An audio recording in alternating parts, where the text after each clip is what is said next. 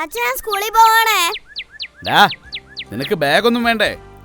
ഞാൻ ജംഗ്ഷനിൽ നിന്ന് 2 കൂലിക്കാരെ ഇങ്ങോട്ട് വിടാം. അച്ഛൻ അവരുടെ കയ്യിൽ കൊടുത്തു വിട്ടാ മതി. ഇവന്റെ ഒരു കാര്യം.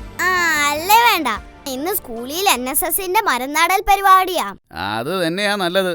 നിന്നെയൊക്കെ പഠിപ്പിക്കുന്നതിൽ നല്ലത് മരം പിടിപ്പിക്കലാണെന്ന് അവർക്ക് തോന്നിക്കാണും.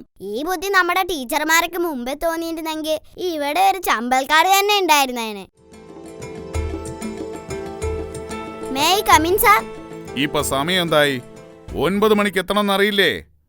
9 മണിക്കോ? 9 മണിക്ക് ഇവിടെ എന്താ സംഭവിച്ചത്? 9 മണിക്ക് ഒന്നും സംഭവിച്ചില്ല. 9 മണിക്ക് ക്ലാസ് തുടങ്ങുന്ന അറിയില്ലേ? എന്താ ലേറ്റ് ആയത്? അത് പിന്നെ സാറേ, എന്റെ മുത്തശ്ശി സീരിയസ് ആയിട്ട് ഹോസ്പിറ്റലിലാ. കഴിഞ്ഞ ഓണപ്പരീക്ഷക്ക് നീ നിന്റെ മുത്തശ്ശി മരിച്ചു എന്ന് പറഞ്ഞല്ലേ ലീവ് എടുത്തത്?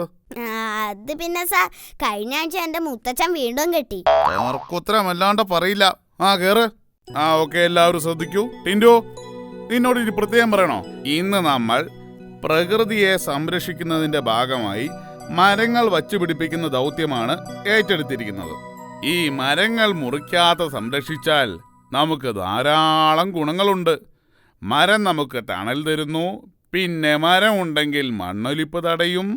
അപ്പ സാറേ, ഈ മീശ വയ്ക്കുന്നത് മൂക്കൊലിപ്പ് തടയാനാണ്.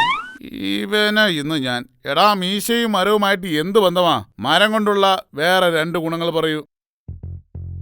മരം മുറിച്ചു വിറ്റാ കാശ് കിട്ടും. പിന്നെ മരം കൊണ്ട് ജനലും വാതിലും ഉണ്ടാക്കാം. മതി ഇരിക്കെ. ഇന്നലെ ഞാൻ എല്ലാവർക്കും ഓരോ ജോലി ഏൽപ്പിച്ചിട്ടില്ലേ? എല്ലാവർക്കും ഓർമ്മയുണ്ടല്ലോ? Very good. അപ്പൊ ഒരാള് കുഴി വെട്ടണം, മറ്റേയാൾ മരം നടണം, പിന്നെ 3-മത്തെ ആൾ കുഴി മൂടണം. ഓക്കേ? ഓക്കേ.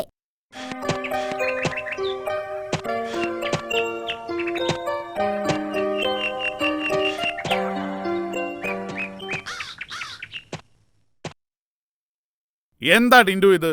കുഴി വെട്ടിക്കഴിഞ്ഞാൽ മരം വെച്ചിട്ട് വേണ്ടേ കുഴി മൂടാൻ? അത് പിന്നെ സാറേ, ചിഞ്ചുവിനെ കുഴി വെട്ടാൻ ഏൽപ്പിച്ചു, സുട്ടുവിനെ മരം വെക്കാൻ ഏൽപ്പിച്ചു, എന്നെ കുഴി മൂടാനും ഏൽപ്പിച്ചു. അതിന് മരം വെക്കാൻ ഏൽപ്പിച്ച സുട്ടു ഇന്ന് ലീവാ. അപ്പൊ എന്നെ ഏൽപ്പിച്ച പണി ഞാൻ ചെയ്തു. അത്രേ ഉള്ളൂ.